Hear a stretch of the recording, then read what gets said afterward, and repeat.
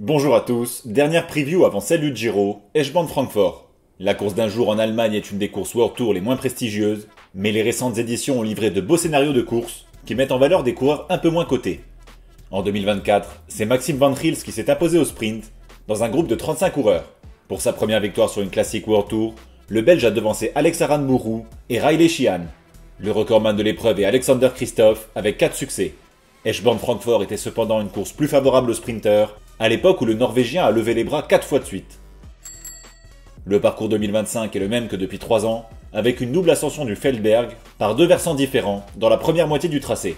Le Mammolsheim, 2,4 km à 7,5%, et lui escaladé 3 fois, dont la dernière à 35 km de l'arrivée. Les 25 km finaux sont plats et permettent à un plus gros groupe de se reformer avant d'atteindre Francfort. 3 équipes du World Tour ne font pas de déplacement, Ineos Grenadier, Groupama FDJ et Decathlon AG2R.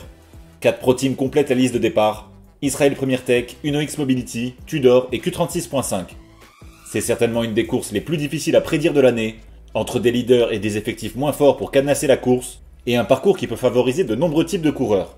J'ai préféré mettre en avant des punchers avec une bonne pointe de vitesse, mais il faudra qu'ils durcissent suffisamment la course pour se débarrasser des rapides Paul Magnier, Olaf Koy ou Marijn van den Berg.